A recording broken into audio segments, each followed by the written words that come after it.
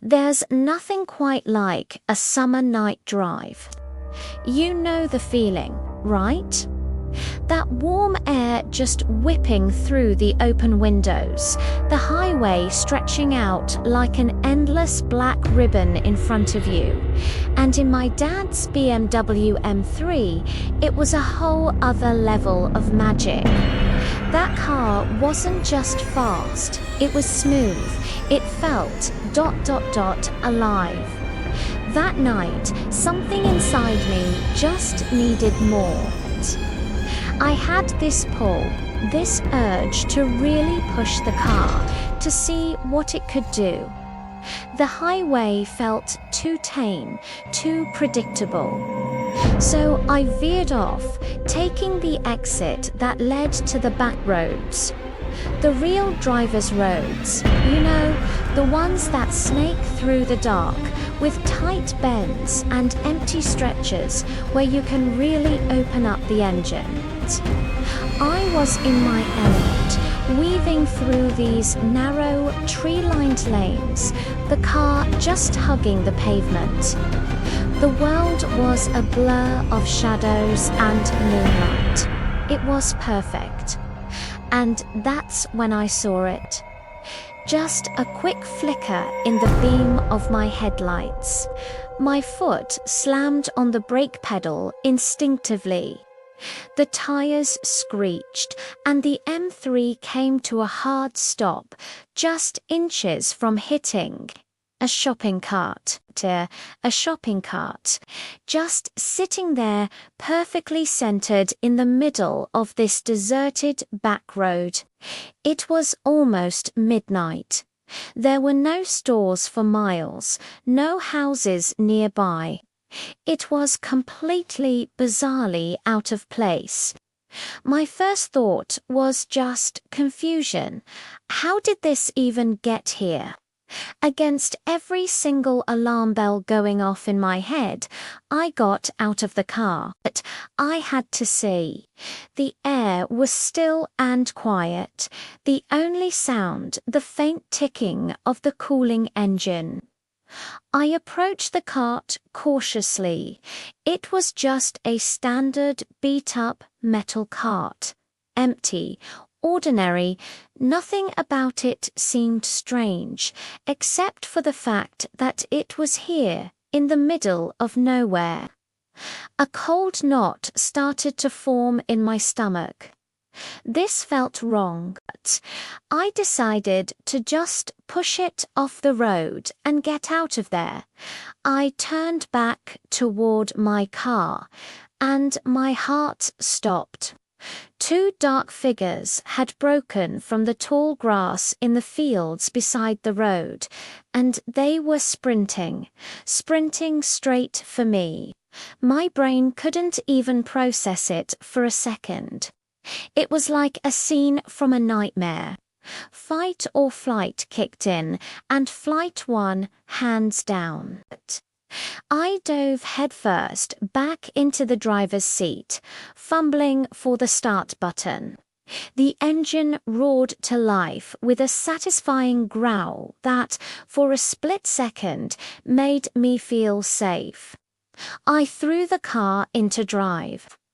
One of the figures stopped short, caught in the sudden glare of the headlights. But the other one, he didn't even hesitate. He just kept running, barreling straight into my passenger door with this sickening, hollow thump. The impact shook the whole car. For a terrifying second, I froze. His face was right there, inches from mine, pressed against the passenger window. And his eyes, I'll never forget his eyes. They were wide, bloodshot, and completely vacant. His clothes were torn, and his face was smeared with dirt, or maybe it was blood. He looked through me, not at me. Then his hand shot up, clawing at the door handle, trying to get in. The metallic scraping sound snapped me out of my paralysis. Adrenaline surged through me. I floored it. The tires screamed in protest as I swerved violently around the shopping cart and shot down the road. I didn't dare look in the rearview mirror. I just drove. My knuckles were white on the steering wheel. My heart was hammering against my ribs so hard I thought it would break. The image of his eyes was burned into my mind. That empty, soulless stare, the whole way home, I kept checking my mirrors, half expecting to see them running after the car.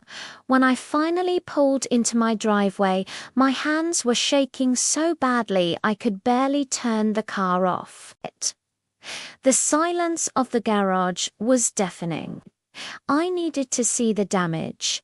I stepped out, my legs feeling like jelly, and my stomach dropped. It was worse than I imagined.